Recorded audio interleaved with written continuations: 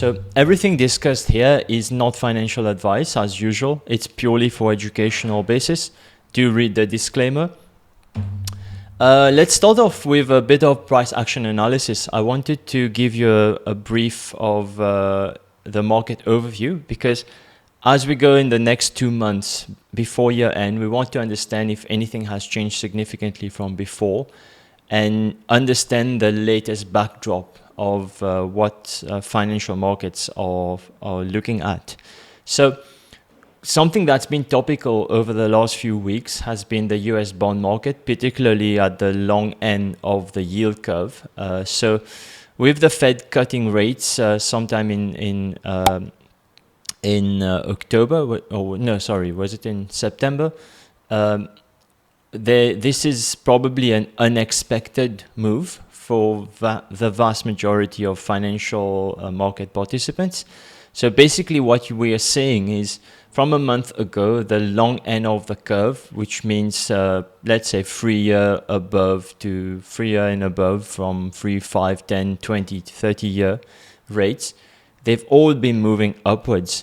So that's a bit problematic for some stocks, especially the ones which are long duration stocks like tech stocks or stocks that really need interest rates to be lower. And it's been a big headwind for a lot of these stocks. And also it was kind of unexpected, but for guys who were paying attention, we were, far ahead of everyone in this move. So basically what is happening, according to me, is that the market thinks that the Fed has almost kind of ditched the 2% inflation target and is now focusing more on rescuing the job market. So on Friday, we saw a pretty dismal employment report with the non-farm payrolls, and that actually revived all the bets for the Fed to cut interest rates in the next meeting. So that doesn't bode well for the long-term inflation rate, because if the Fed is going to be overly dovish, it also means that in the long term, we should expect long-term inflation rates to creep up.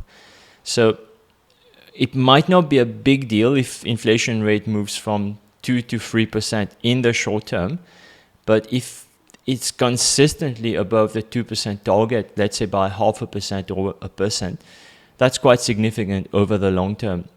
And this is basically what's happening here. So we see mortgage rates also that are not coming down, and that's putting a lot of stress on housing stocks. We'll see later what's been the price performance of home builders and related stocks. So that's a big component that is only now surfacing in the market. We've been talking about this from at least 6 to 7 weeks or even longer, if I'm not mistaken. So this would not be news for a lot of the members.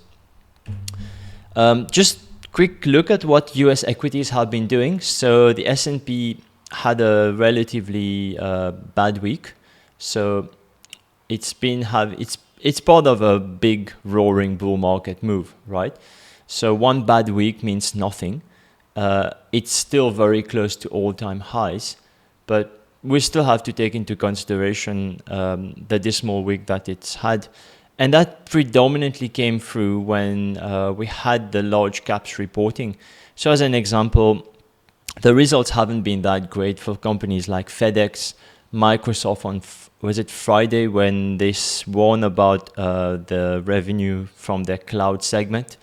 So that doesn't bode well for these stocks and also for the stock market, because Microsoft, for example, is thought of as a bellwether stock, right? So people will look up to what Microsoft has to say regarding current conditions and also future outlook to base their views on what's going to happen to a lot of other stocks down the value chain. So Microsoft also gives you a very good understanding of what spending is like from the small, medium, and even the large enterprises. And for them to be warning against not a so great outlook, I think that says a lot about what they are seeing firsthand based on the vantage position that they happen to be in. Another one to look at is the IWM. So we've been looking at this for quite some time, and obviously we've had a breakout to the top, and then not really had much. So it's been a relatively, let's say, sideways move above the resistance level turned support level, which is the blue line in this case. And since then, it's been hard for these small cap and micro cap equities to rally quite significantly. A lot of companies have rallied a lot, but at an index level, we haven't yet seen proper clean breakouts. That doesn't mean we're not going to see it. It just means that we probably need to be a bit more patient. More interestingly, the QQQ, so NASDAQ, it's almost looking like it's putting in a double peak, so a double top. I think that's quite worrying because there are no investors who are willing to take the NASDAQ to a higher high. We're not just talking about it from a technical analysis perspective. We started off with the backdrop for long duration assets. And the NASDAQ is full of these types of stocks, so tech stocks, software stocks, and a lot of companies that are probably not yet generating profits and still in the revenue growth phase and are quite, I would say, richly valued on that metric. They form part of the NASDAQ. And of course, if the long end rates are not coming down, NASDAQ will also come under a lot more pressure. And this is literally what we are seeing. And this week has been a resumption in the increase of the VIX index. So this is the volatility or projected volatility for the next month for equities. Coming into this quarter's earnings, what we saw was that volatility picked up quite a bit for a lot of individual stocks. And that's indicative of the market being aware or even wary that there's going to be a lot of changes within this earnings season. So we've seen GDP slow down over a couple of quarters, and I think it's pretty evident to be assuming that we'll see that being played out through corporate earnings as well. And corporate earnings would tend to be a lot more leveraged than what you see at the broader GDP level index. And you can see it through many of the earnings that we've been looking through. Huge beats, huge misses, and there's a lot of dispersion in the market. So this is the perfect opportunity or environment for us as long short traders, because it means that if we're able to get the right long ideas and the right short ideas, we'll be having a portfolio that's almost uncorrelated and generating returns on both long and the short side. Just a bit of factor analysis. So we've been discussing this quite a bit. What we're seeing is the small cap stocks are still in strong favor with the market. It's been a strong outperformer. Even if we haven't seen the IWM breakout cleanly, on a relative basis versus the S&P, it's still outperforming quite strongly. What we are also seeing, and it's a theme we've been identifying from, let's say, the last 6 weeks, it's almost like a rotation of capital out of large and mega caps. So this week showed us that large caps have probably got more weakness, and this might come through as we have more earnings within this space. So one of the themes we need to be looking out for, especially as we get into the year end, is rotation of capital out of richly valued large cap stocks. That could take many forms. It could be people taking profits. So one of the things I've been suspecting from a few weeks ago was that funds have had relatively good year-to-date returns so far, and their bonuses depend on that, which means they're not going to take silly risk in the next couple of months to actually put that at risk. So the funds will be playing it very defensively, and there's almost no incentive for them to go out and take more risk into their portfolio. And I think going into November and December, we'll be seeing a lot more of this.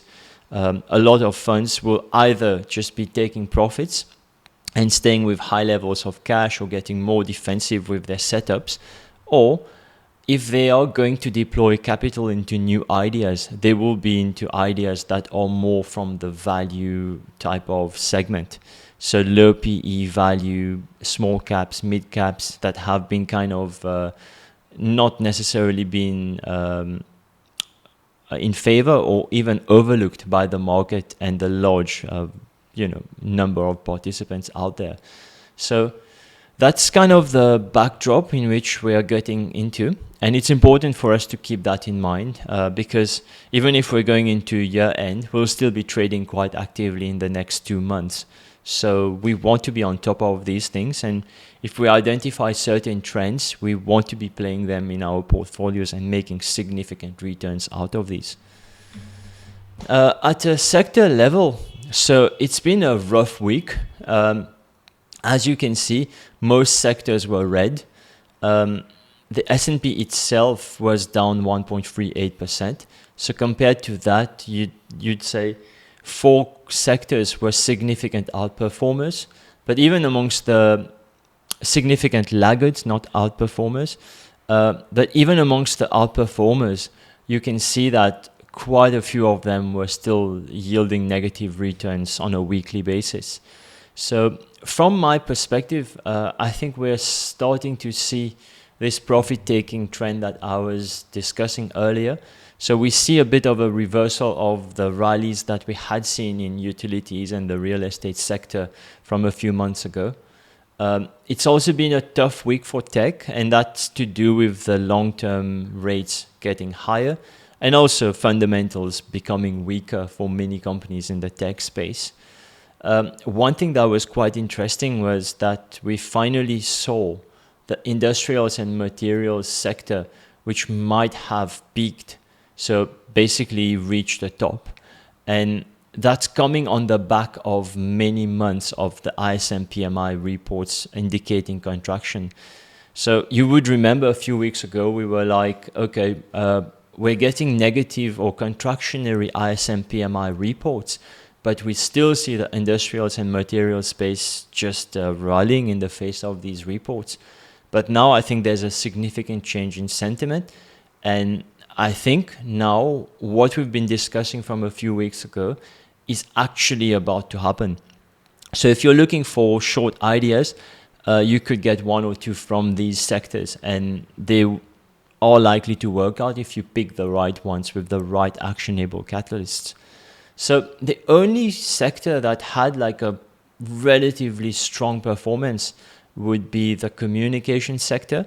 I think there's a story underway there. We've been speaking about it with Lumentum Holdings as an example, where this whole AI technological transformation is creating a lot of demand for many companies that are involved in both hardware and software. And as you would know, let's say as an example, data centers, they require more advanced hardware to be able to transfer data in more quantities, but also at higher relative speeds to what they were used to in the past. Because with AI, there's a lot more data being created, a lot more data being moved around, and that's creating a big need for AI-specific hardware.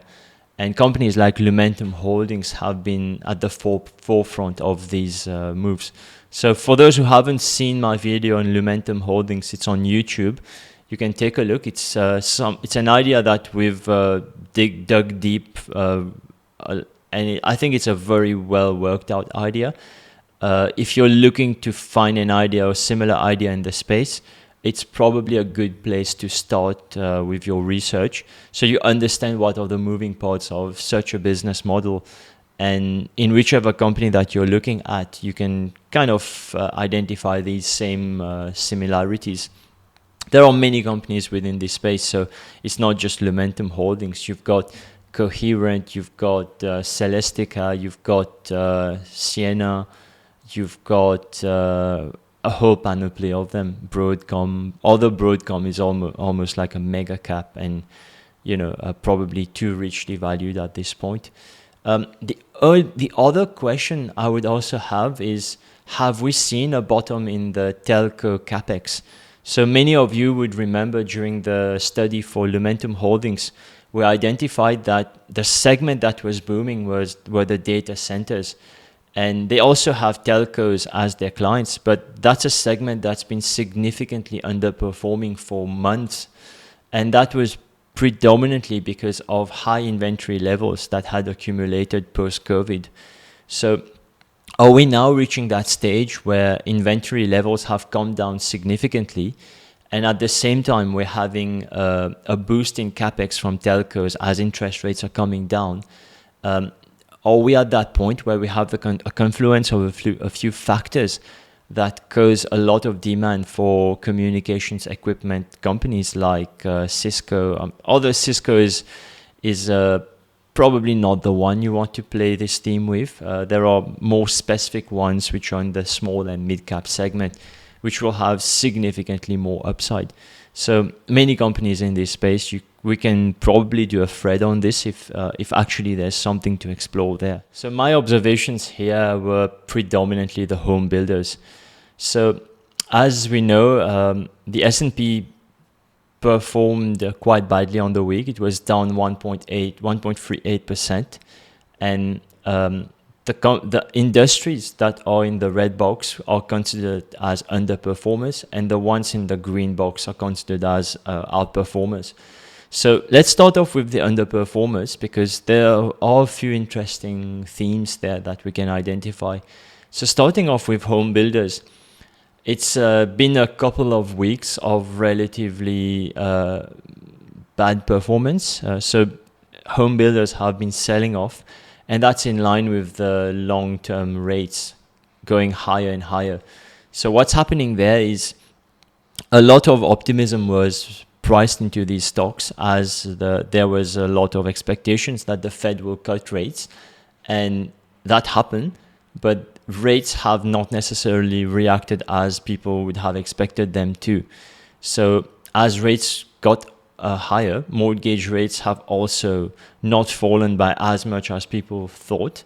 So it's not yet at the point where it's going to stimulate a lot of purchases or a lot of demand for housing.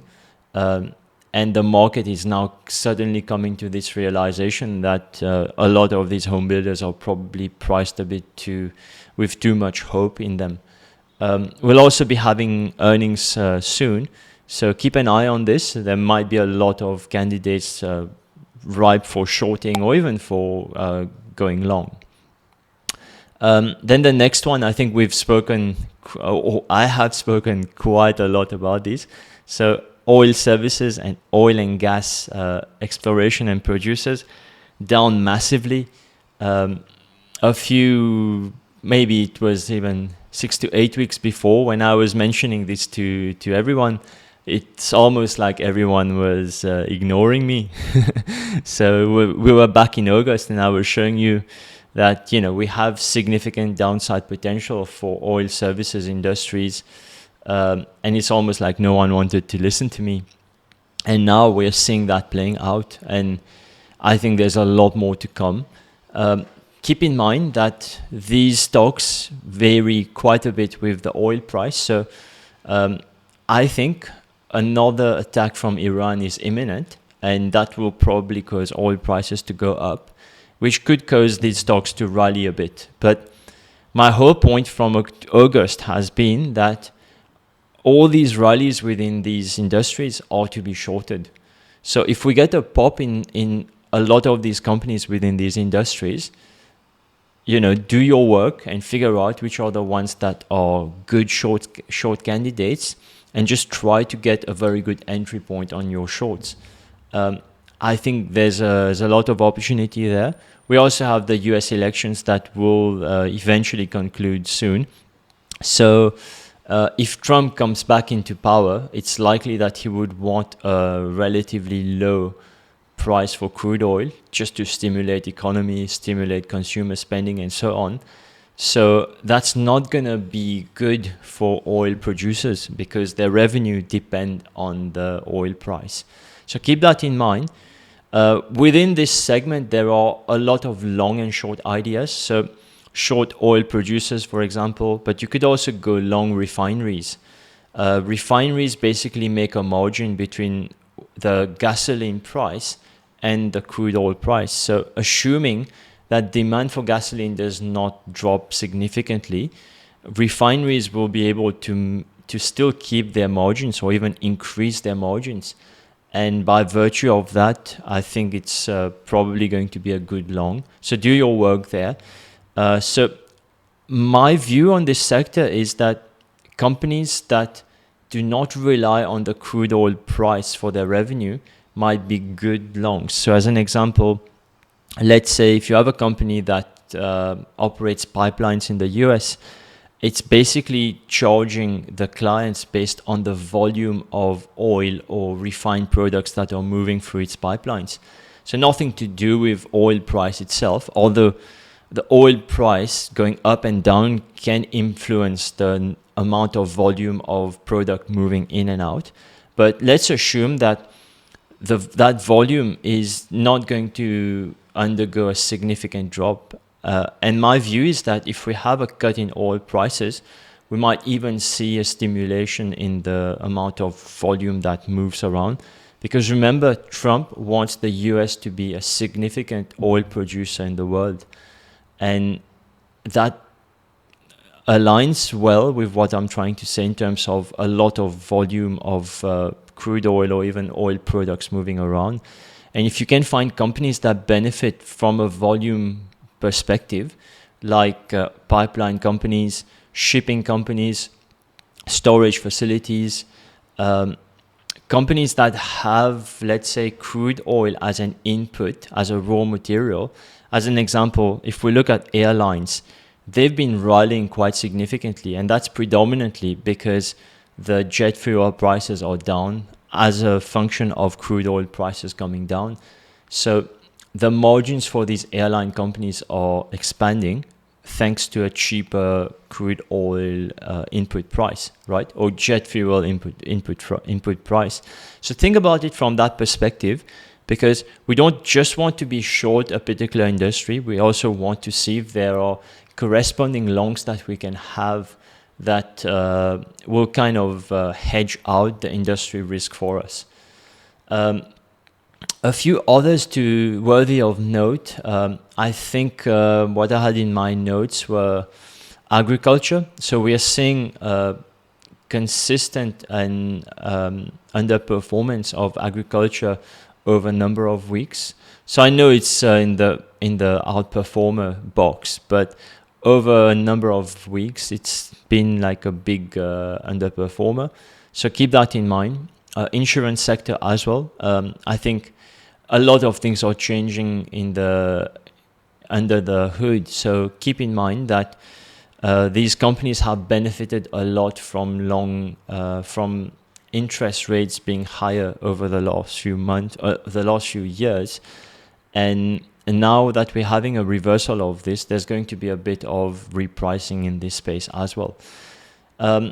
Another thing I mentioned was basically the gold miners. So we all seen the news that gold is rolling and it's making new highs and so on. And then we see a pretty dismal performance on a weekly basis for gold miners. That's the beauty of being around retail crowds. Whenever you have a lot of retail participation, this is probably a space you want to stay away from, or even take advantage of these retail crowds and be on the other side of the boat. But also, of course, it has to be fundamentally sound, right? So whenever you see something in the media, on Twitter and all that nonsense, like uranium is going to the moon, gold is going to the moon, and you see these stocks starting to rise, do not chase them, because when they reverse, because retail investors are relatively fickle-minded, they can wake up one day and realize, I want to sell this, or they read something, or for whatever reason, they'll be what we call weak hands, and you tend to have a lot of volatility within these spaces. So that's a word of caution for you. You can still play them, but of course be aware of this higher volatility risk. We see the same thing in uranium. A lot of stocks rallying quite significantly, and then they fall by 20-30%, and then they rally again. So if you want to really make money in these spaces, you have to almost be on the other side of the retail crowds. When they're getting out, you get in. When they are getting in, you stay away. And then when it feels like the stock has probably been overextended, you maybe short it, or you let it calm down, and then you buy the dip from there. So be clever. Don't just board the ship like others. It's a road to misery. Okay, I'll move on. So just a quick look at what's been happening across Europe. So again, another dismal performance on a weekly and even monthly basis for the index. It's been a relatively risk-off sentiment in Europe. And we can identify commonalities between European equities and the US equity space, that being materials, industrials, chemicals, tech, real estate, healthcare, autos, all having difficulty within, different, within their own respects, so some more than others. And we see these commonalities within the US as well. So keep that in mind, because as I said, as we go into the year end, we're going to have a lot of risk of behavior, a lot of profit taking, and probably a bit of deleveraging as well. One thing that I noted specifically was the sell-off in the food and beverage stocks in the EU. So this is something I wanted to mention because we are seeing almost a divergent thing in the US, with the ISM indicating that we've reached an inflection point, probably in the food, beverages, and tobacco segment. So, of course, we discussed a few ideas within this space, Ball Corporation being one of them. And many of these companies have high exposure to EU. It's probably 30-40% of their revenue coming from Europe. So keep that in mind if you're going long companies within this space, because it's not just going to be what's happening in North America. It's also what's happening in Europe and maybe in the rest of the world. The ISM PMI October 2024, it's now that we've discussed the September report in depth over the last few weeks, I think as you see these snapshots, it's starting to probably make a lot more sense, right? If I can maybe just get a sense from you guys, how were the previous sessions regarding the ISM PMIs, and when you're looking at these snapshots now, are these kind of making more sense, or is it still very cryptic and not very useful for you at this stage for idea generation? Give me a sense of how you feel about it individually. I think that session really helped me, Roshan. Mm-hmm. I can definitely understand it a lot better now and follow your commentary on it now. Yeah. I'm also finding it very helpful, and especially like reading the trends rather than the numbers on Right. individual basis. Uh-huh. Yes, that's helpful. This is something that takes a bit of getting used to. Of course, you're not populating the report yourself, so there's an additional level of understanding that happens when you're actually putting these numbers in the spreadsheet yourself and reading through the report itself and not just looking at the results. And then it gives you a very good sense of how things are moving on a month-to-month basis. So this month, we've gotten a few confirmation signals. So if you remember, last week we said we need to watch out for the food, beverage, and tobacco products to see whether this almost kind of inflection point in September, whether that will be continued further in October. I think we are seeing confirmation signals. I'll also show you another confirmation signal just now. So that bodes well for this particular segment. And this is literally how you have to be interpreting the ISM report on a month-to-month basis. You cannot just look at it in isolation for 1 month and then start generating ideas. You need to be seeing evolution of these very early trends and then give you a bit of confirmation signal, because that's going to form the conviction that you need to be able to find the right trade ideas. We're also seeing confirmation of many bearish themes that we had identified. So particularly in the printing and related support activities and paper products. So another highly contractionary month. Has anyone looked at what happened to Simpress?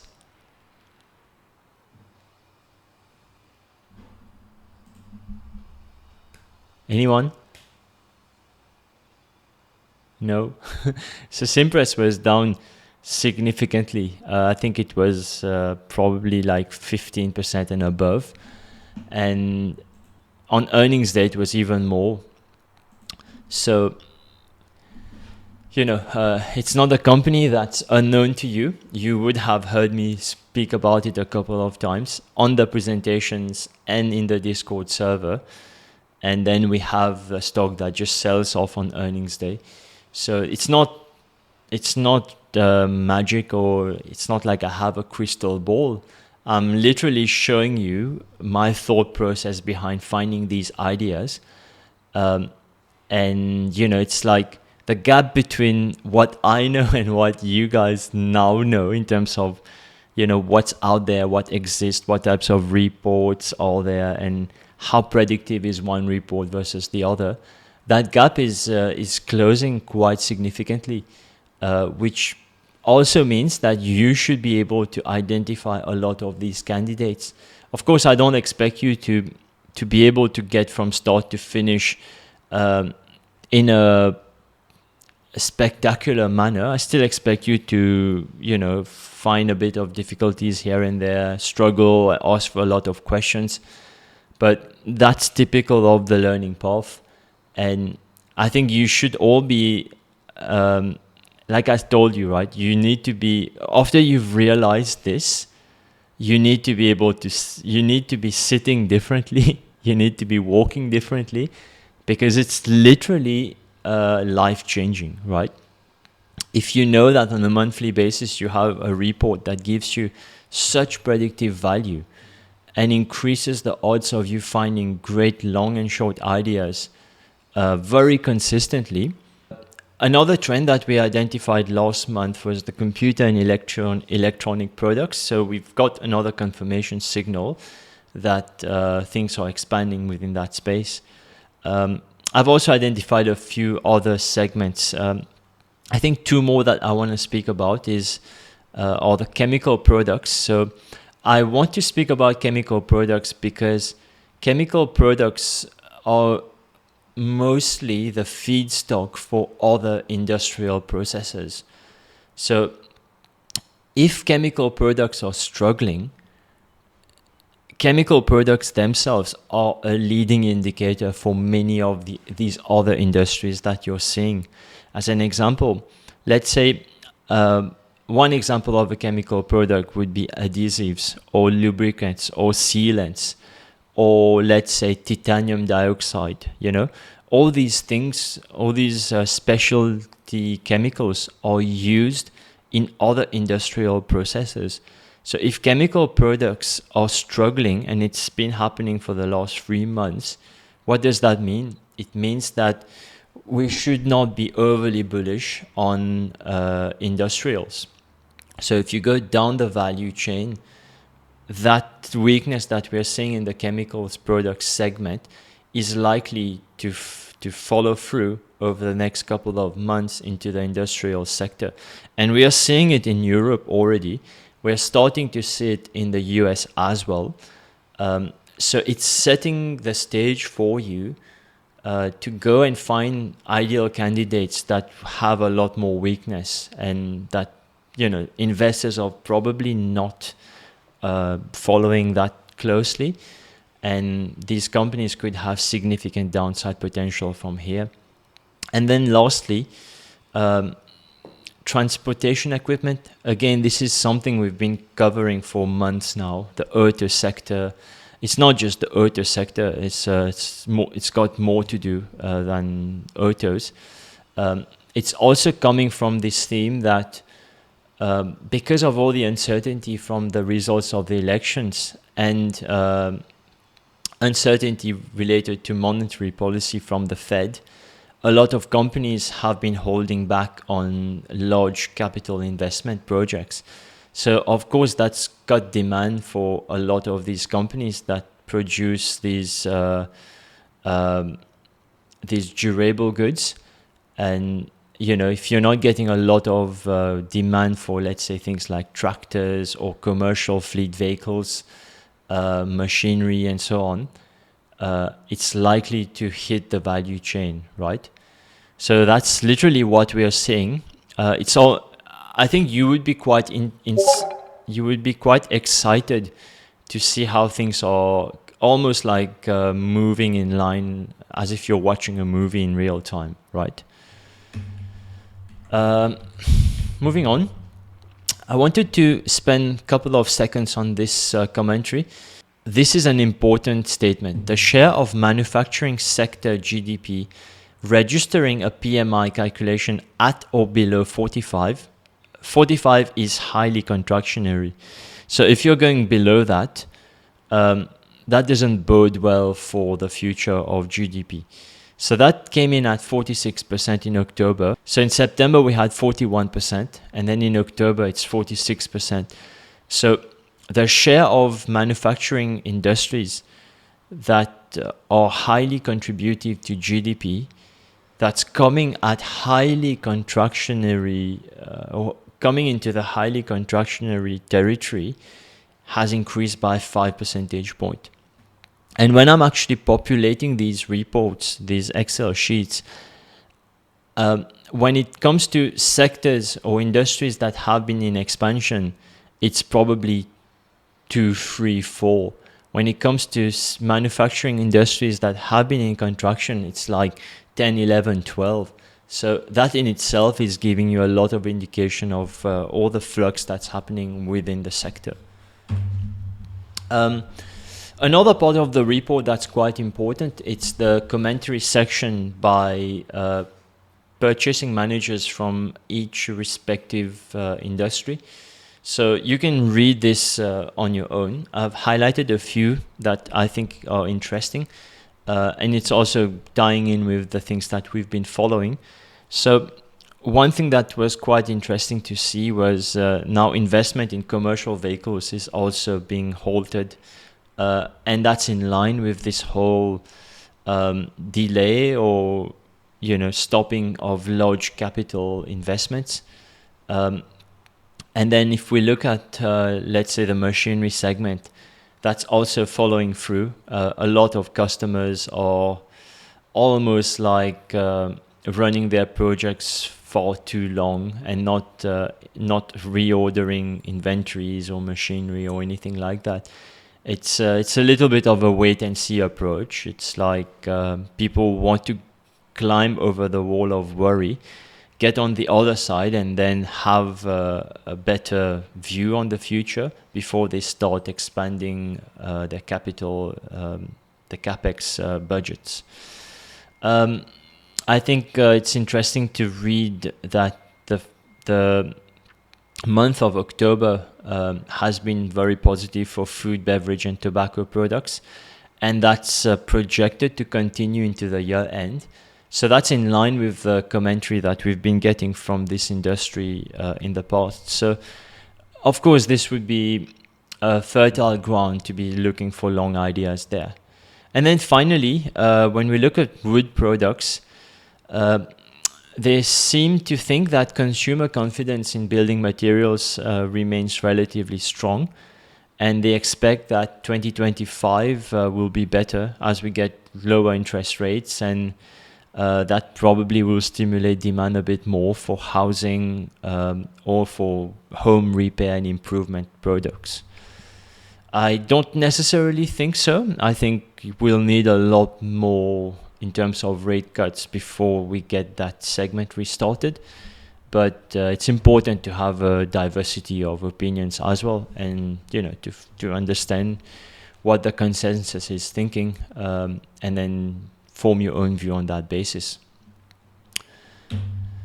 So, with all of that out of the way, let's get to the interesting parts now. So, the way you need to be thinking about markets, so we've got November and December left. A lot of companies have already reported, quite a few left to report yet. Also, December tends to be a relatively low trading volume month because people go on holidays and so on. We have a number of bank holidays towards the end of the year, with Christmas, Boxing Day, New Year, and so on. So people tend to take the last 2 weeks off, and if you're expecting something spectacular to happen within that period, it's unlikely. So if you're structuring your ideas in such a way that they happen in the last 2 weeks of December, I'd be a bit careful there, because the trading volume is not there to let your idea work out. It's better to start thinking about things from a January, February perspective. A lot of companies would have reported their fourth quarter, so the full year is over for them. What that means is investors would not necessarily focus much on in terms of what's gonna. Oh, sorry, I wanted to say a lot of companies have reported 3 quarters, and there's probably 1 more quarter left for their full financial year to be fully reported. So investors will be in a mood of, we don't really care about Q4. What we care about now is the next year. Give us guidance for 2025. Let us know what are your plans for 2025. And the share price will also start almost pricing in all these new found expectations. So in many cases, you might see companies report Q4 and then earnings move in a totally different direction, because people are more focused on guidance as opposed to what's actually happening in Q4 itself. Of course, if it's meaningful, then the share price will move according to that too. But what I'm trying to say here is, don't overplay the last quarter. Just understand how the market thinks and what they are focused on. It's predominantly going to be guidance for the next year. And that's what's going to move the marginal buyers and sellers of stocks. So with that in mind, we need to do a lot of work going into 2025 to identify high quality long trade ideas as well as high quality short trade ideas.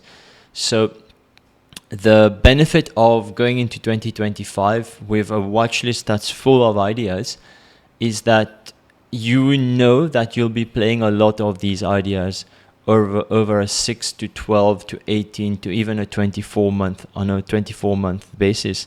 I'll give you one example. The idea for CarMax, you probably had seen a video from me 1 year ago on CarMax. Not much has changed in the thesis. So I'm still playing that idea. Of course, I'm refreshing my thesis with upcoming information and also looking at the stock price to see whether, there's an opportunity to trade it up or down. And what I'm trying to say is, one piece of research that was done, let's say, in August 2023 is still very much helping me to find ideas and to be able to trade one step ahead of the market.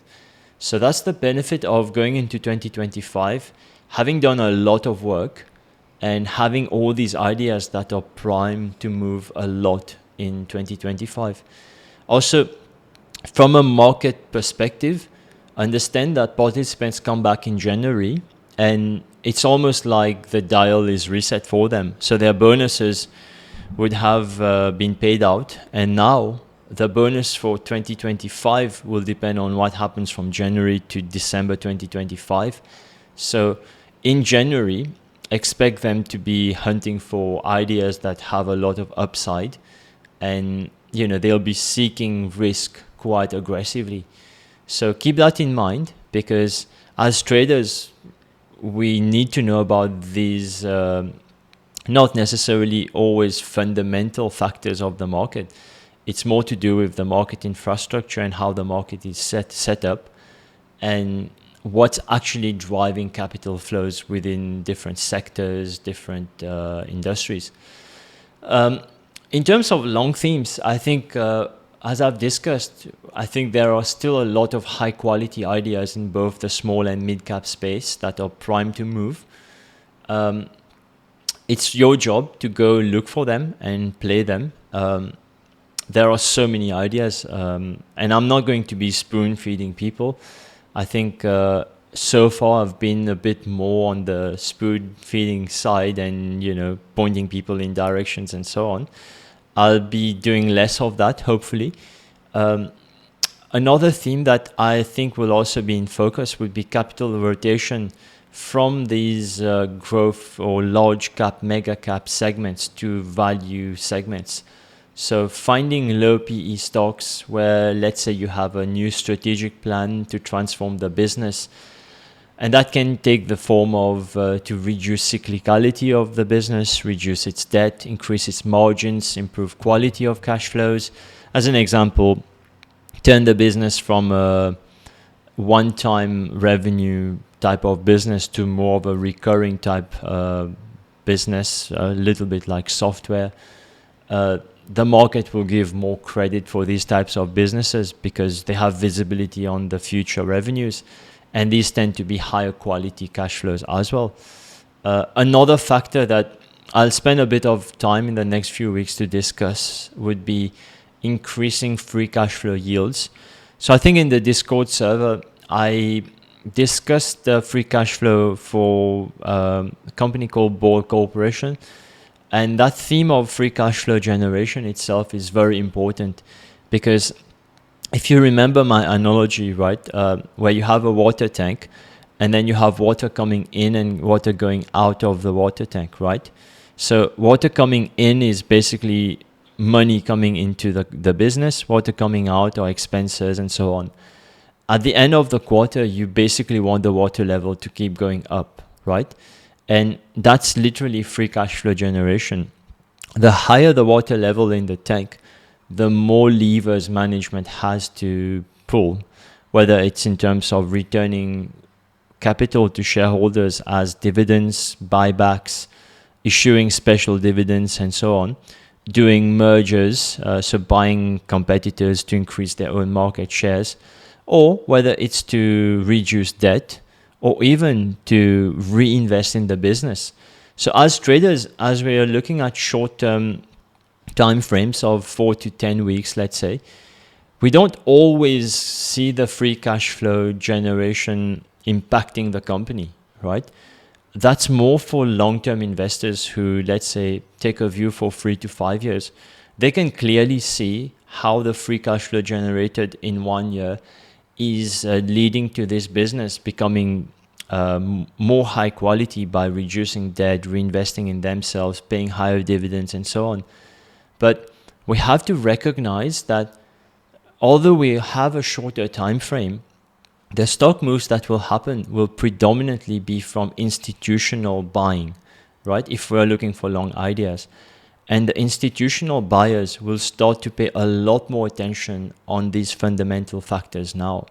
We've already had the early part of the bull market where a lot of stocks move by virtue of momentum, and there's a lot of benefit of doubt given to a lot of companies. Now we're getting into a bit more of a mature segment of the bull market where investors will be a lot more demanding when it comes to fundamentals. They'll be a lot more demanding when it comes to,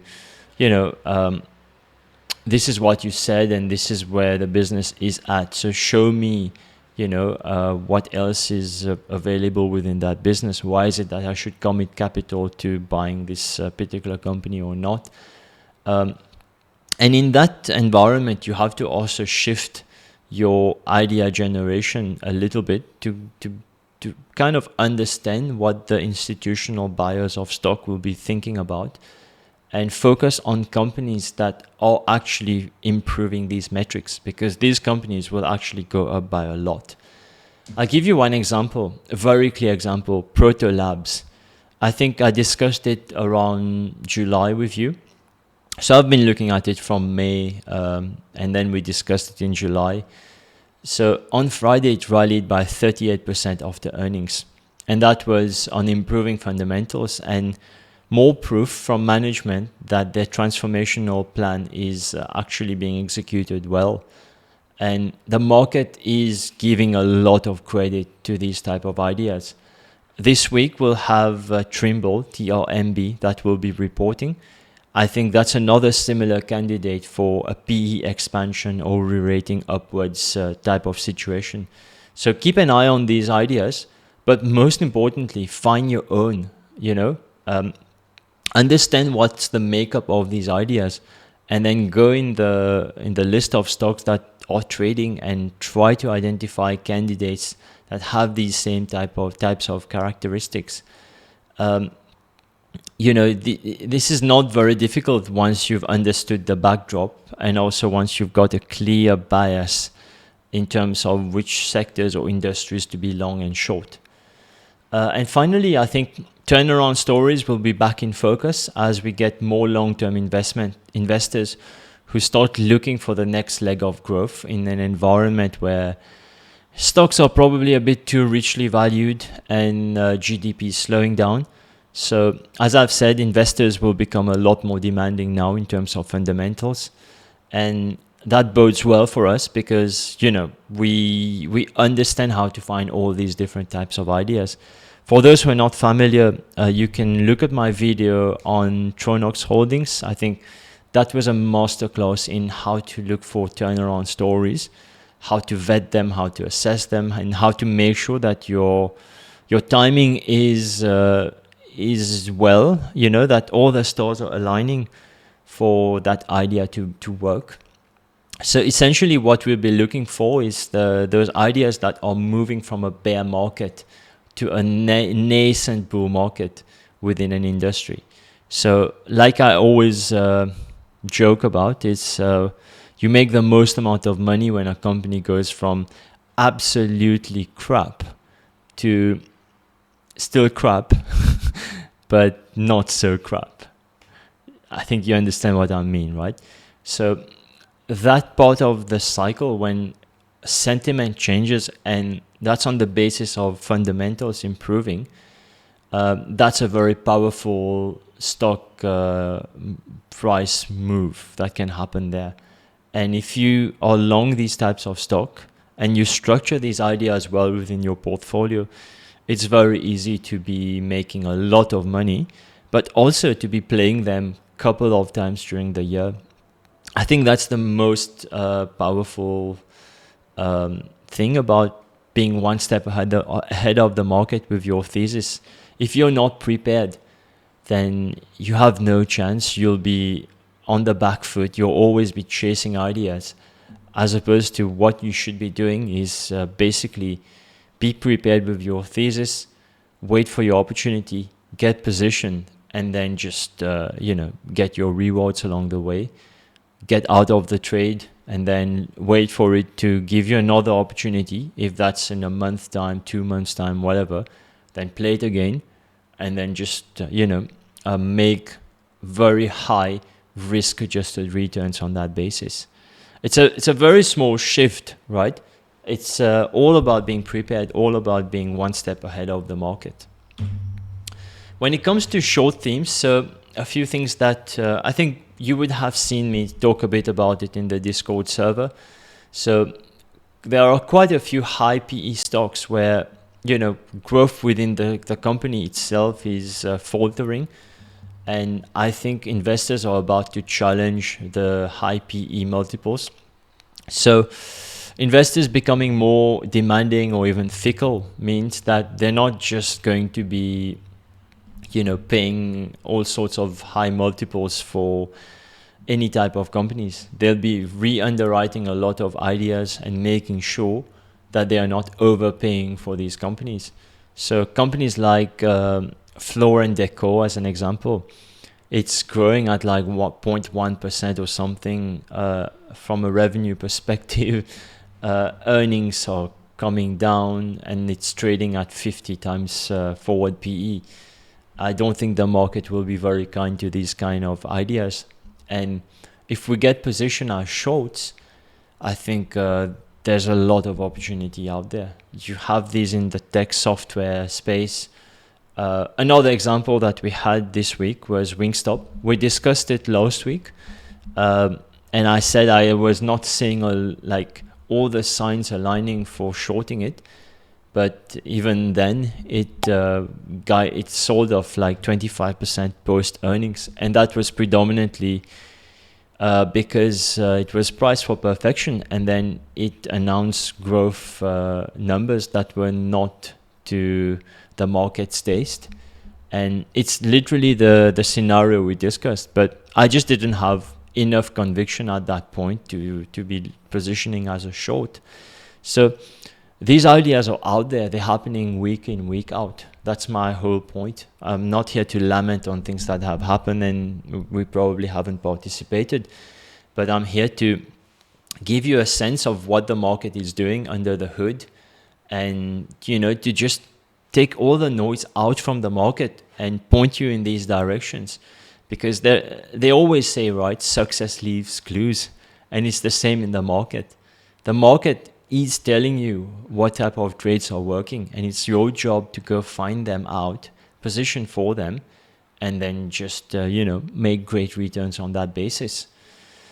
Another theme on the short side that I think can work, so stocks which have fared well despite weakening fundamentals. So there are a lot of companies where maybe revenue growth and EPS have gone nowhere in the last year or so, but the share price has not necessarily corrected. So investors haven't necessarily punished the company for that.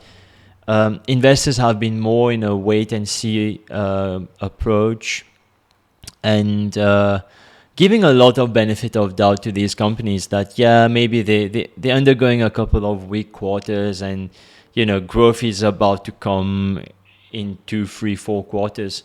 But now I think a lot of these companies will be questioned, and it's to do with investors just moving into a different type of mind frame, where they want to eke out all types of returns that's possible with these companies. And they know that a lot of these companies are probably overvalued from their perspective, and they will not be buying these companies until they are significantly lower. As an example, this company Arrow, I think it was presented by one of our Discord member, Amin. So he thought this would be a good long, even wrote a relatively good trade idea thesis and shared it with the group. But the market market essentially just said, look, it's another quarter of you not delivering. And then the stock was down massive on earnings day. So, this is going to happen over and over again, because there are many companies like this where investors will just run out of patience, and there's a bit of fatigue that's been developing from long-term investors, seeing these revenue and EPS numbers not necessarily moving in the right direction. I wanted to discuss something else with you, but before that, do we have any questions on the presentation so far? Oh, awesome. Okay, it didn't work earlier. Just one query here, Roshan. A lot of the fundamental, the crux of what we've been discussing for the past couple of months is oriented around short-term movements and short-term trading. Is it always the case that short-term trading is better than long-term trading? And these ideas we discuss, are they in any way applicable to long-term long-term share investment as opposed to short-term derivative investment? Absolutely. So what I'm discussing here, it's what I believe to be the sweet spot, right? As a trader, right? But of course, as you see, a lot of the discussions are fundamentally biased, right? And even as a short-term trader, I tend to play a lot of these ideas multiple times across, let's say, a 6 to 12 month horizon. The only thing that I'm doing differently from, let's say, a long-term participant is I'm not always having that risk in my portfolio for like 12 months or 36 months or 60 months, right? So I'm picking my slices of where I believe the volatility might come into the stock and I might have a relatively good return to make. And then, of course, I'm structuring the idea using options to magnify my returns. A lot of what I'm doing here is what you'd call, it's based on actionable catalysts that have a predefined date, like earnings or competitor reports and so on. And the reason I mention this as the sweet spot is because if you pull up any stock chart, you'll see that there's a lot of weeks or even months where the stock does nothing. It's moving sideways, and from my perspective, there's no point for you to have the risk on at that point in time. But of course, you can never tell, when things are going to move and when they're going to trade sideways. So long-term investors say, look, I'm going to buy 5% of my portfolio in this stock and I keep it for 3 years. I think it can triple, get to 5 times and whatever. But now it's a question that's more related to you, right? What's your lifestyle like? What's your personality like, right? The idea itself holds merit in the short term and in the long term too, right? And if you believe that because of work priorities, because of your own personality as an example, right? Maybe you're not someone who can think on a 4-week time frame. You want things to be a bit more, on a longer time frame. Then you can certainly skew the approach, right? You can certainly buy stock, for example, for 3 months, 6 months, 1 year, 2 years. And the benefit of using this approach is that you're likely to be timing these ideas very well compared to how long-term investors look at things, right? Long-term investors will buy something at 100 and they'll keep buying until it gets to 90, 80. And it's probably after 3 months or 6 months that the idea will start to work and they'll break even on the idea. And then eventually in 5 years' time, they'll make 2, 3, 4 times their money. If you take this approach, that's a lot more tactical. You get to have a long-term view on the company from a fundamental perspective. But then you would also be saying to yourself, oh, but wait, why should I put the position on now, right? From a timing perspective, are things aligned? Are all the planets aligned for me to pull the trigger now? Because if the stock is going to go from 100 to 80, why do I not buy it at 80? Fundamentally, maybe the picture would be similar, but 80 is a much better entry price for me as a long-term investor. So the skill set that you develop here is certainly something that you can adapt to other time frames too, because it's highly fundamentally based, right? Even if you're trading derivatives, you can still take a bit of a longer term approach. There are ways to play an idea over a 3 month, 6 month, or even a 1 year basis. And they are also very clever ways to, to be structuring these ideas in the market. And it will also not feel like it's a very active method because you're basically going to be doing 1 or 2 executions per month as you're just readjusting your portfolios and just seeing whether the market agrees with your idea or not. And the beauty of playing it with derivatives is in many cases, so the first benefit of trading options is that your losses are always limited and known upfront, right? So if you find an idea like Proto Labs, for example, right? Let's say I've identified it in July, it's trading at 28 or something. But I recognize it's not going to move in, let's say, on a monthly basis. It's probably going to need 6 months or even a year. What I could do is I buy call options that have expiry in 1 year. They will be available. You will still find them. And then right there, let's say I have $10,000 allocated to this trade, right? I know the maximum loss I can make if I'm wrong on the idea is 10,000. That's the biggest advantage of trading options. You know right there and then that if the idea doesn't work, the maximum loss is 10,000. Now, there are other strategies that you could implement in the market whereby you reduce that, what we call the net cost of the trade over several months by shorting call options.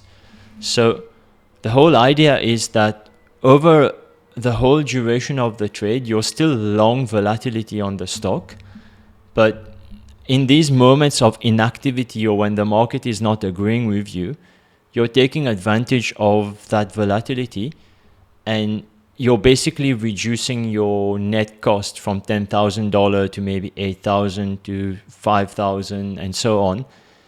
And the whole thing is that by the time you get to, let's say, the last few months of the trade, it's possible that if you've done it correctly, it's possible that you no longer even have any net cost for the trade.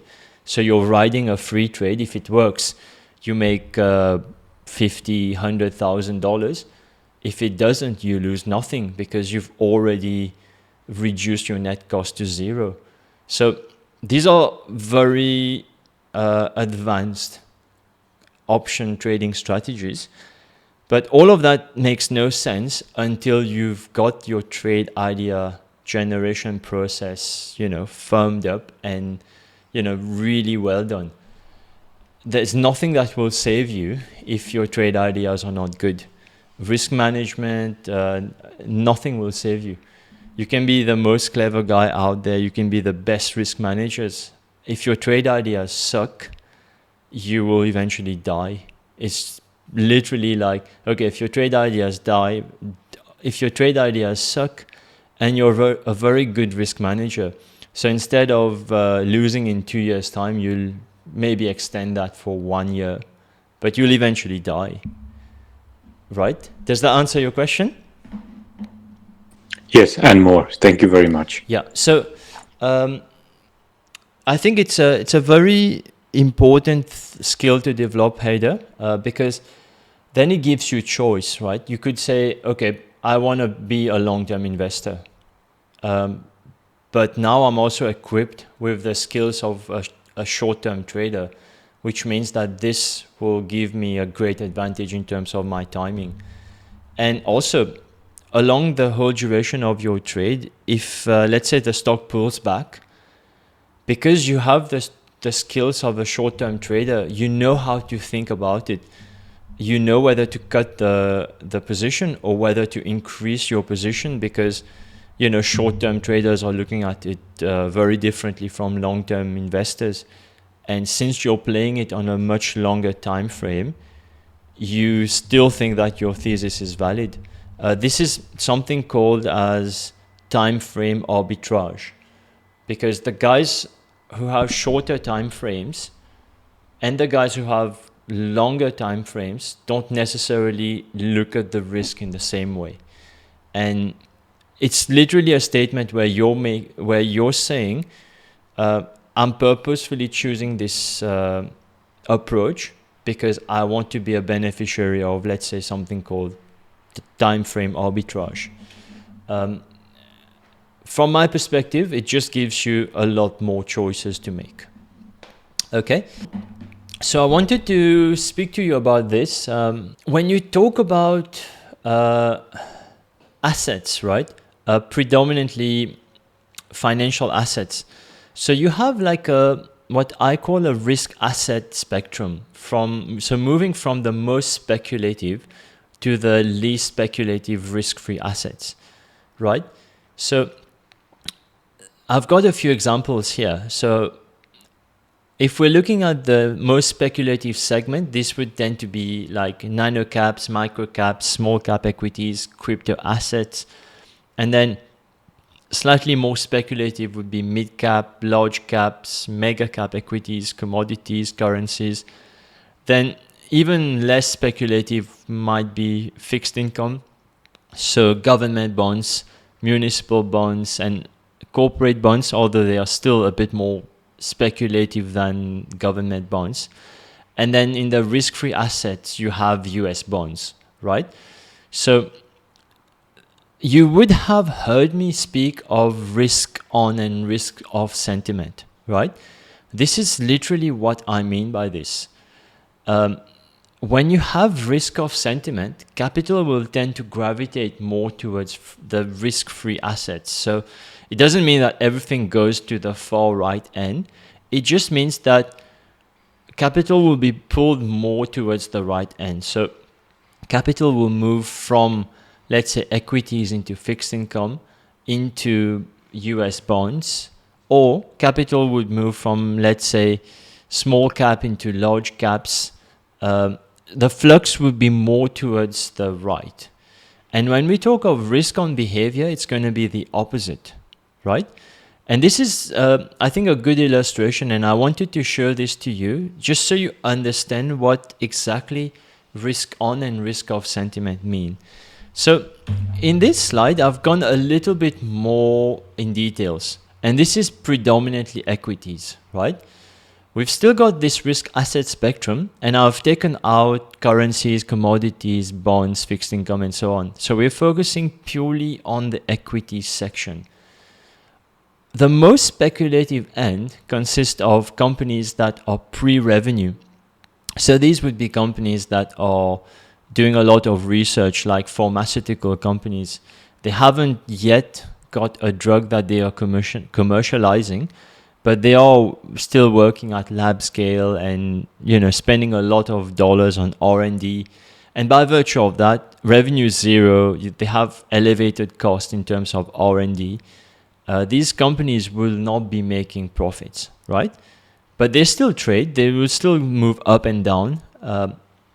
And because they are not yet like a proper business that's predictable, that has predictable cash flows, they are part of the most speculative risk assets. You also have junior oil and mineral exploration companies. So these would be companies that are not yet producing oil or any type of minerals. They're still digging in the ground and trying to find a deposit, quantify the quality and the scale of the deposit. And these would still be trading on the market. And they would literally be printing negative earnings every single quarter because they have no revenue.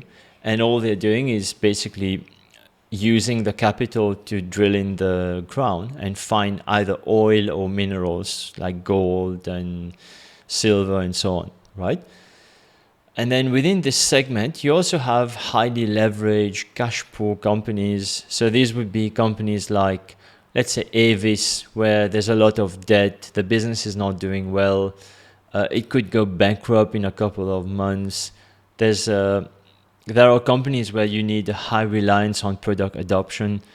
It could be a company where it only has one or two products and it's still being traded or sold on a total addressable market type of concept.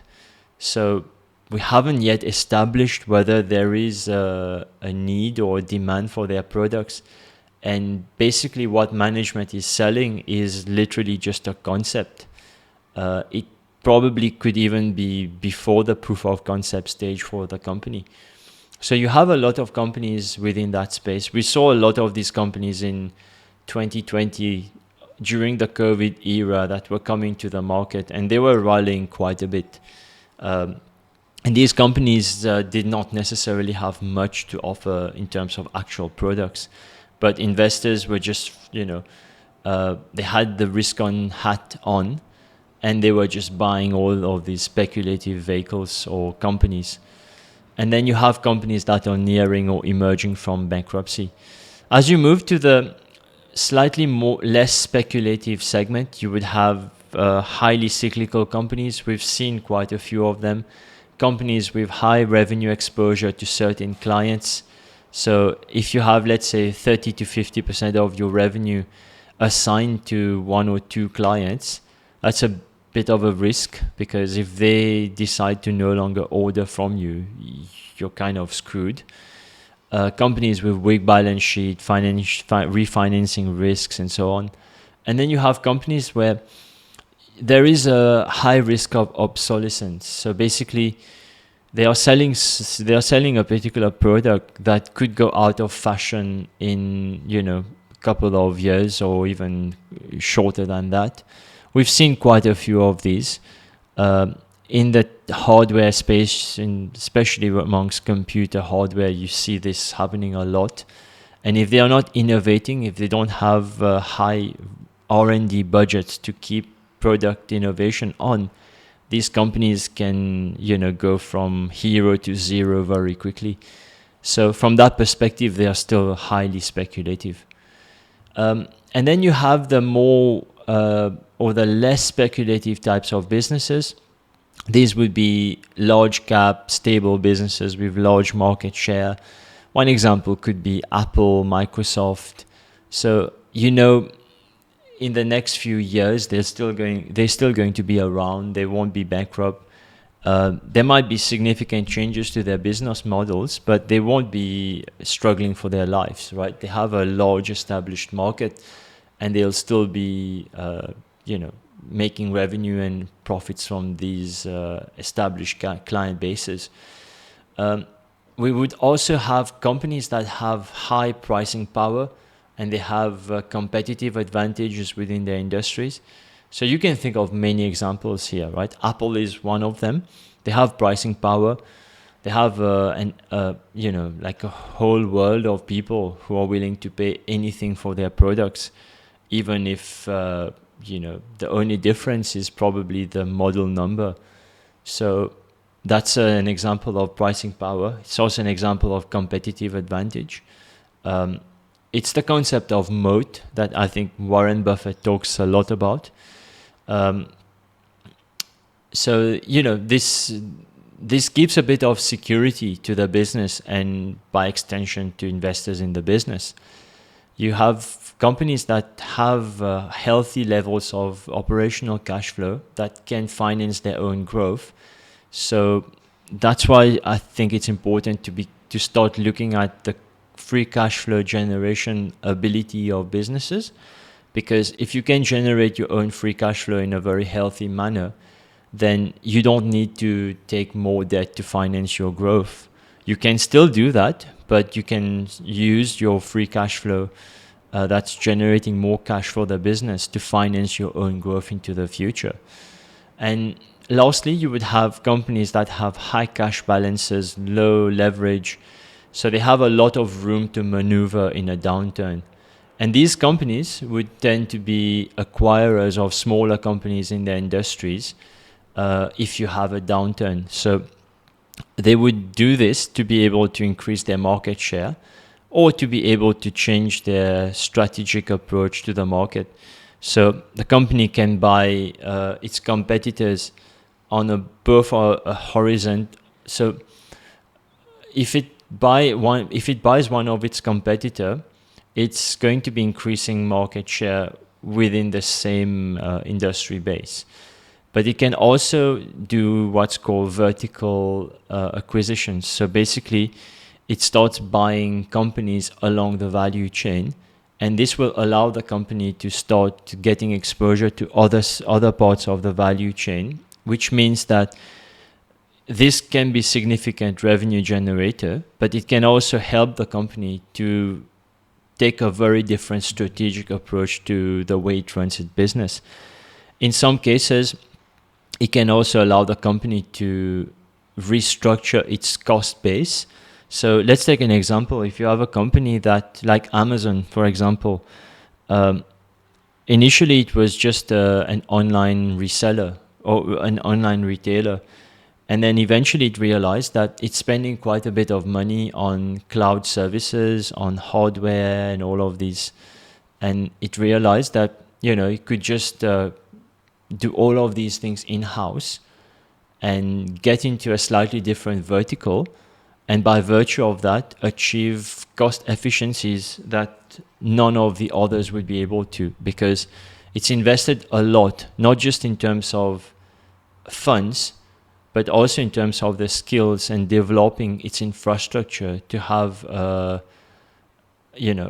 well-functioning cloud server that it's using to be able to run its own business. And then eventually it managed to create another business out of this by making that cloud server available to the public, where the public would pay it to have the privilege to use their cloud services.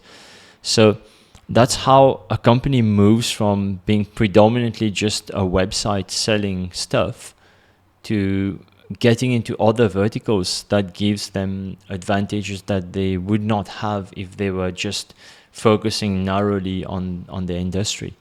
And then finally, you have the defensive sector. So these would be utilities, consumer staples, and healthcare stocks. So what I wanted to achieve with these two slides was to illustrate to you what it means to go from risk on to risk off. And I've got this slide, which is predominantly for the equities section. And whenever you're structuring your portfolio, you need to be thinking of movement of capital from one to the other, either left to right or right to left. And that would constitute the ideas that you would be putting in your portfolio. I'll pause here for any questions that you might have. I think I have a last slide, and then we can open up for a wider discussion. Do we have any other questions on these two slides?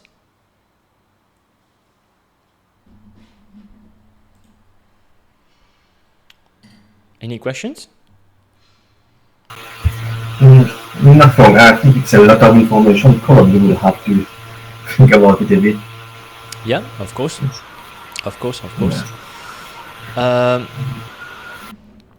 And then finally,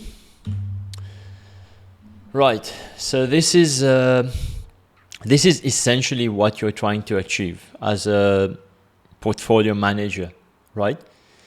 You want to have a diversified portfolio of long and short trades. So you could ask me what shape does that take? I've got one example here, and it doesn't mean that this is how your portfolio needs to look all the time. So your portfolio needs to have a specific type of bias. What I mean by bias is, are you net long or net short the market? Do you think the market will go up on average, or do you think the market will go down on average? Being neutral is also an option. So you can set up your portfolio to have varying levels of biases, but at all times you still need to have long and short trades, because over our time frames we never know whether the market will go up or down, right? We cannot tell what the S&P will do. We can only tell what, for example, a particular company might do over the time frame of our trades. So with that in mind, we have to build a portfolio where, let's say, if cyclical stocks are in favor, we benefit in one way or the other. But also if, let's say, we should not be positioned heavily with only cyclical stocks, because then we are making a one-sided bet. We're saying either cyclicals are in favor or the whole portfolio is down. And that's definitely not diversification of portfolio, right? So in this example that I've got, on the long side, I've got low PE value type stock. Obviously, I want to have a little bit more of a catalyst within, where maybe the business is transforming a little bit. Like a proto lab would be an amazing example. Then I can have another idea in a consumer discretionary segment. So basically, if oil is going down, it means that consumers will have a higher level of disposable income. which could benefit consumer discretionary stocks. So I'll be long one stock within that segment where I believe there's a lot of upside. Could also be long one tech software stock with the right type of fundamentals. I can find one turnaround stock and have a long trade there. And then I can find one defensive stock within, let's say, healthcare or utilities segment. Then on the short trade side, as we've discussed, I can find one high PE stock where I think growth is slowing down and the PE will come under pressure. To hedge my long consumer discretionary stock, I can have one short consumer discretionary stock. And then similar, to hedge my long tech software stock exposure, I can have one short idea within that same space where, let's say, growth is coming down. I can have one idea which is a short large cap where I think the company is at the risk of a capital rotation out of large cap plus out of its own sector or industry. So that could constitute another form of short trade. And then finally, I can be short another defensive stock. So even if I'm long one defensive stock, it doesn't mean I cannot be short a defensive stock. Within the defensive stock, within the defensive space, we see both, companies that do very well on the long side and also companies that do very well on the short side. So one example was this company HSY, which is Hershey. In 2023, it was rallying quite significantly.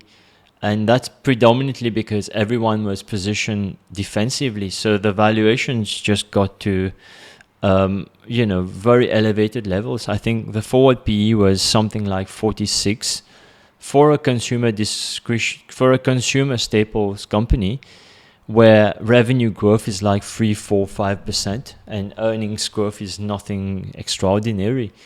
So this is what I call a hedge fund HODL. So all these guys, they get positioned defensively and they just keep buying the stock without necessarily doing the right fundamental work on it.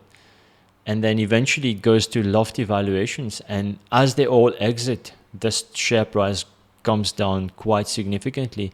So if you pull up a share price chart for Hershey, you'll see it peaked in, I think, May 2023, and then it went down almost 50%. And, if you have such type of trades in your portfolio, you're not only just diversifying risk in your portfolio, you're also making significant returns. And then finally, you would have a couple of trades as market hedges. So that would depend on your net bias on the portfolio. So you might want to have long or short emerging markets, depending on what's your view of, macroeconomics and where capital is going to flow next. You can have long or short IWM or any other ETFs, right? And that's predominantly based on your view and also based on the bias you're trying to achieve within your portfolio. You can be long or short NASDAQ, long or short the TLT, which is it's an ETF for long-term bonds in the US. So that's essentially how a diversified portfolio should look like. And the most important thing to note is that when you have a live portfolio which have this type of diversity, you don't expect every single idea to work. Because by definition, if these ideas were to all work at the same time, it's not a diversified portfolio. So the approach we are taking is we have these ideas for different types of scenarios, and then only one or two scenarios will play out. And within these one or two scenarios playing out, a few of these ideas will be large winners, some will not work, and others maybe will be able to exit at minimal losses. But what I'm trying to get to you here is that losses are just part of the game. And the reason you're making losses here is not because you suck as a stock picker. It's deliberate. You're picking risk that is non-correlated and sometimes even negatively correlated to other things in your portfolio. And by definition, if one side of the book works, the other side must not be working that well, because by default, the correlations were either zero or negative, right? So I'll end here and I'll open the floor for any questions that you might have. Roshan, one further question here is, so when we look at the ideas we've discussed so far, they're quite based on, they're quite data driven, and I'm trying to speculate. But on the issue of things like social responsibility of the company, for example, we mentioned tobacco came up in one of the earlier discussions we had. If any of us wanted to, on for personal issues, wanted to avoid investing in those types of businesses, but wanted to invest in things a bit more, I don't know what the right word is, but socially responsible, if that's the right term to use. Yeah, I mean, look, what would be the approach what there? you're alluding to is if your personal beliefs don't align with a particular company from a morality perspective, it could be tobacco, it could be alcohol, it could be companies that manufacture weapons, companies that maybe you don't think operate morally. Like in my case, I could even say I don't like junk food because it's making the whole world sick, and I absolutely despise anyone who gets involved in this space. I can choose to never be a long-term investor or even trade any of these stocks. That's not a problem. It's a personal decision that you make. Thank you. Because see, what I'm trying to also get to the team is, once you have this skill, right, this skill set, right, the world is literally yours. You're spoiled for choices, and it's for you to decide what to do with this skill. You could sleep on it, do nothing. You could do a lot with it, and then let's say you find 20 ideas, and then you're like, oh, but 5 of them don't align with my personal convictions, my personal beliefs, and I consider them to be morally corrupt. Then you just put them aside. It's not going to impact your returns, your portfolio.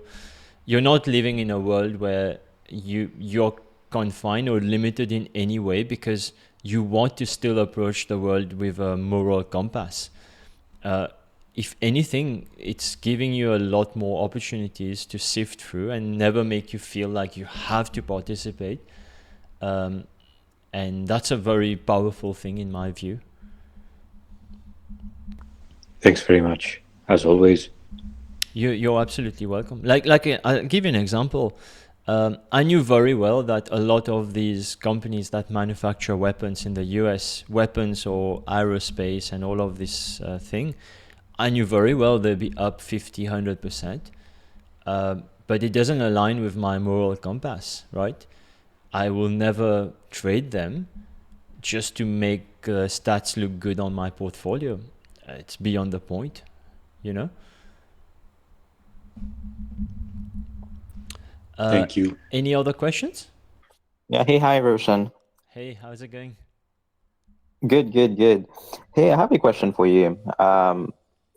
Can you give me a broad analysis of your of an earnings season so far? What have you seen, and is it aligning with the ISM report? Because we've seen contraction for the past 2 months, right? So Yep. just wanted to see your opinion here. We haven't had many companies reporting yet, right? We've had a few. And within what I've seen, like I think FedEx was a big one, which did indicate that there is a lot of slowdown in the goods economy. we are seeing this with the ISM in one way or the other, right? Because manufacturing industries essentially will be either moving raw materials or moving finished products, and FedEx would be involved in one way or the other. So we are seeing it from that perspective.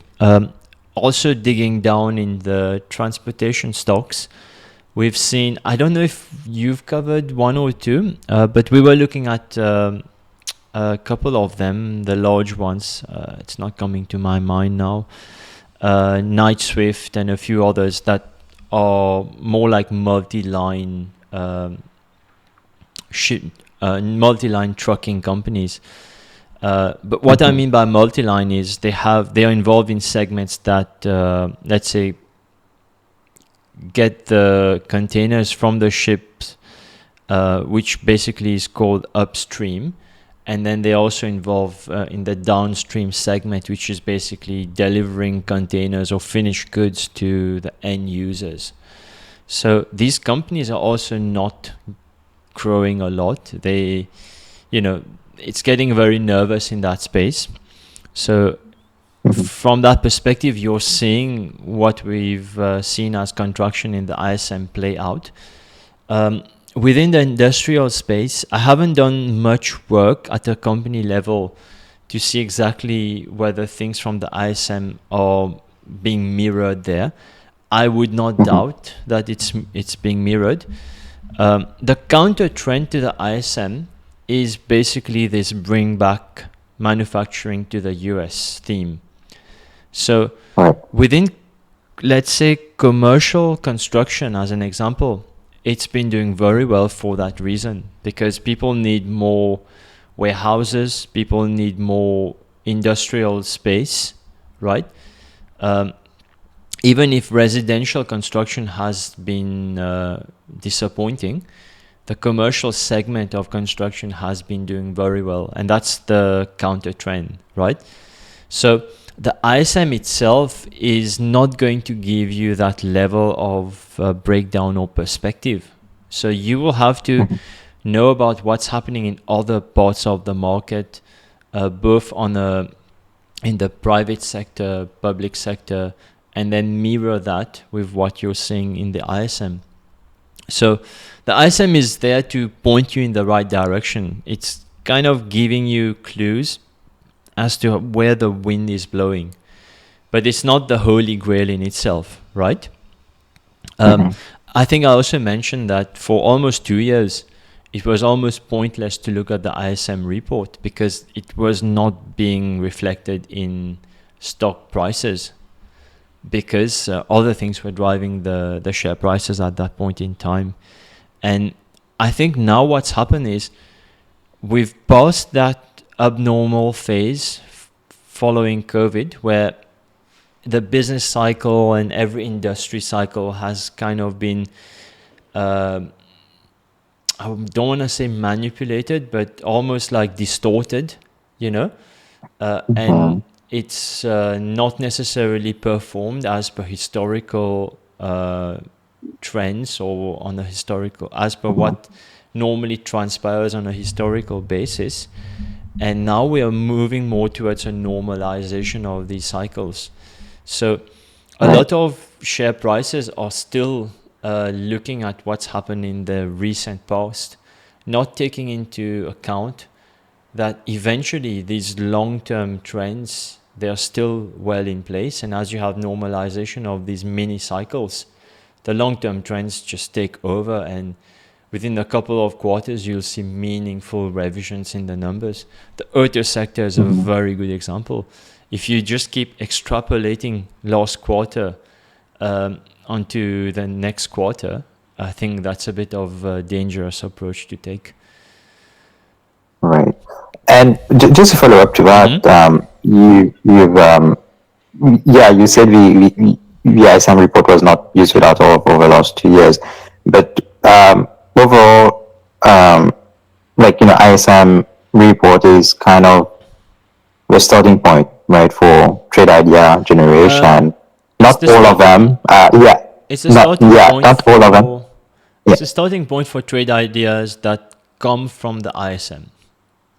Yes, correct. Mm-hmm. And so for velocity, how did you navigate for that section, So, especially?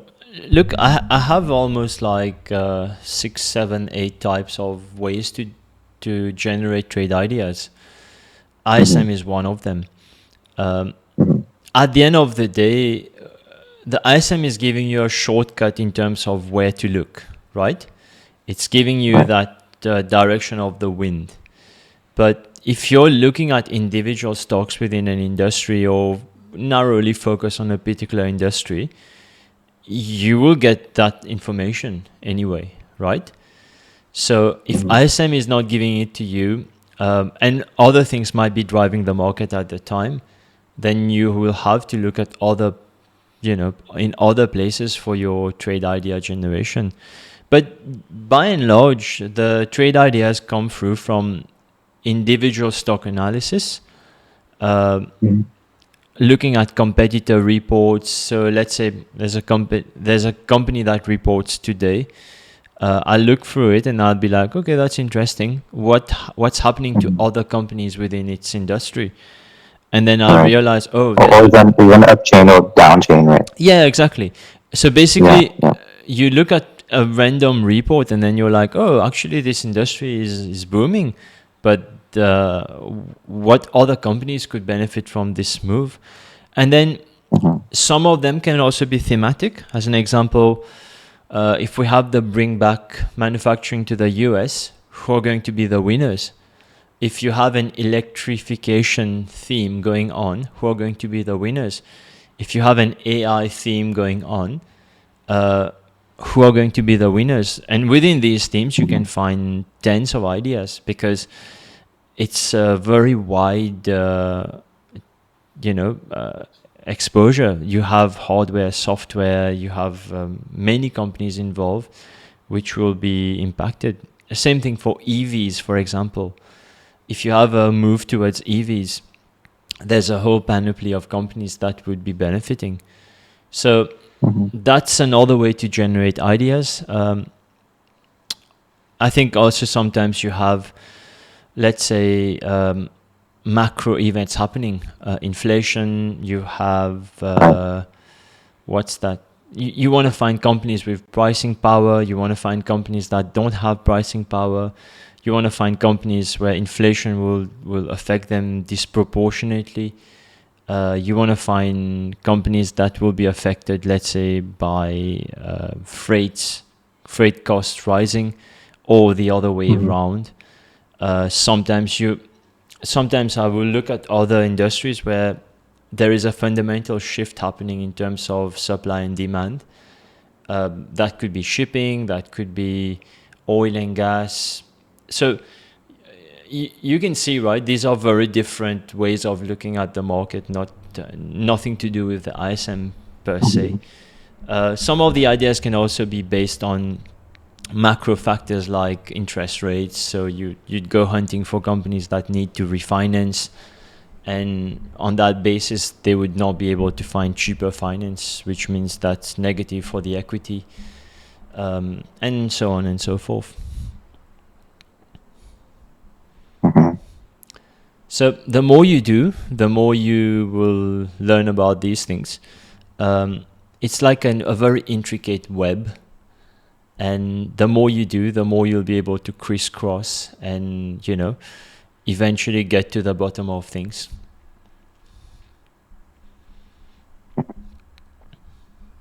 Okay, one final question. Hans, you've been very quiet. Yeah, I've just been thinking about, from ISM, it looks like paper is going down over last two. Started looking at it, I found silver. Yeah, we discussed it, yeah. Yes, I started reading about it. Like, I don't know, like, I'm not sure if I'm missing something because from my research so far, it doesn't look like the company is doing well, but from the price action, it keeps rallying, right? Yes, it just keeps rallying. And I'm just wondering whether there's anything, any report or anything that you'd advise for it, or not specifically. I think these type of specialist industries might be a bit more difficult to put your hands on exactly what's happening, right? And if you cannot get down to something where you feel like you have more than 50% probability, in other words, it's not random, then you can also just decide to leave the idea alone, right? I'll give you one example, right? Let's say printing and related support activities are contracting, right? What does that mean? Is it just printers, ink, and like printing paper? No, it also means that demand for these services is falling. But who are the end customers of the printing and related support activities? So a company like Simpress, for example, right? I think it was Bhavan who did some work on it. So basically what it does is it's going to be printing labels for goods. So let's say if you're manufacturing mugs and you want to write or draw something on the mug, they'll be the one who do that for you, right? And they also have a bit more customized or high-tech types of services that they offer. But it is essentially for companies that need to print stuff on their goods. And if they are saying that the outlook is not great, it also means that, if you look at their customers, they don't necessarily have a good outlook on the future. And it's highly likely that they would also be contracting, because otherwise they will not be cutting budgets to, these processes that are heavily product manufacturing related, right?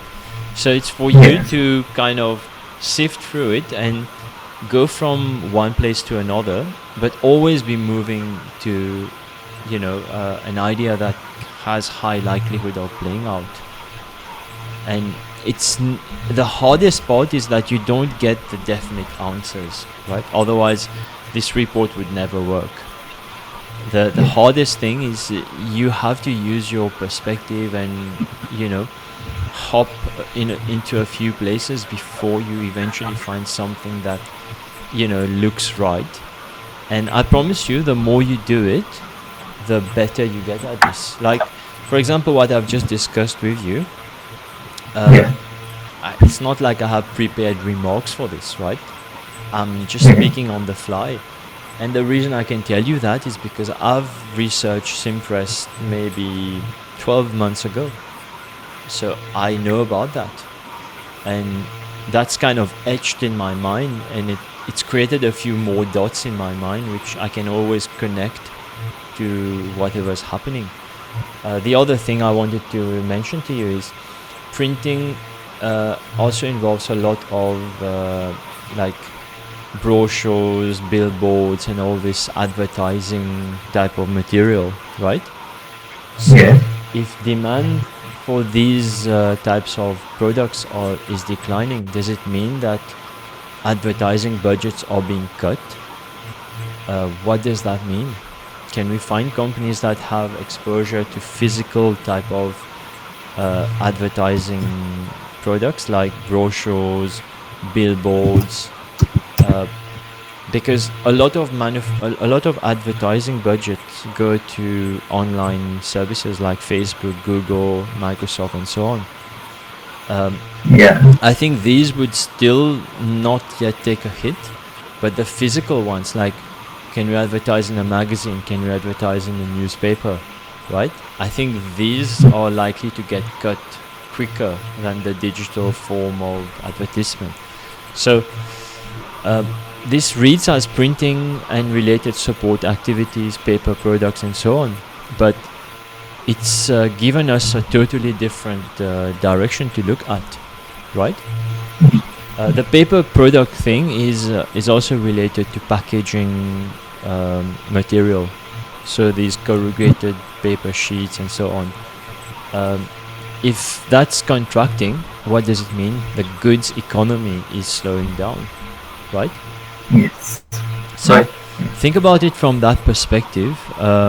Like I said, there's never any definite answer that we get, and you just need to keep exploring these leads.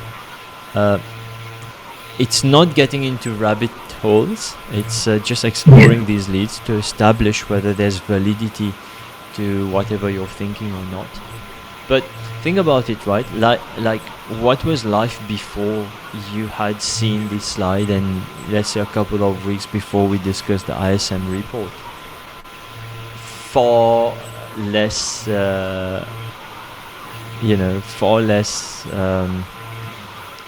enabling, right, when it comes to trade idea generation. Now so it's a massive difference. I don't think we can even compare it. Yeah, I mean, now that you've seen it, you know, it's only going to get better from here, because you're going to be looking at this every month, and you'll get things right, you'll get things wrong, and every month you'll just get better. You'll just be able to crisscross and interconnect things a lot better, right? And that's the benefit of discussing these things repeatedly, but also in great details, and more importantly, see them work in the market, because that's when the brain is like, kill the devil's advocate. There's no point to be the devil's advocate. This thing works, and it's giving you more than a 50% probability of being right, and the kind of ideas you can find from these is just ridiculous. Just maybe to go back to Darren's question, the idea of Trinet, for example. So this didn't come from the ISM. This came from us just having a view that the jobs market will be weaker in the foreseeable future, right? We could not see the jobs market expanding rapidly from here onwards. We thought that we've probably reached the peak, and even if the Fed cuts rate, it's probably just going to slow down the decline rates in jobs. So that in itself became a theme that we started exploring, and we said, okay, so if fewer people will be joining the workplace, who will suffer from that? Any company that gets a fee based on the number of people employed, right? And that's how you start looking at Insperity, Trinet, a few others. What the hell did I know about Trinet 6 months ago? Nothing. I only knew about Trinet maybe from August onwards. Never heard of that company, I knew about Insperity. I've been looking at it for almost a year, but Trinet, never heard about it. And then so the real power here is you take a company that's basically just a ticker name, you have all the information at the right level and granularity to be able to understand what's the status quo and what's likely to unfold next, right? So that's the power, right? I don't even, in many cases, I didn't even know the company's name. I just know it as TNet, right? Now I've looked at it a few times, it's kind of in my mind, but this is basically what I'm trying to say, you're literally just picking a ticker, and it's not like you've spent years researching it like analysts would do.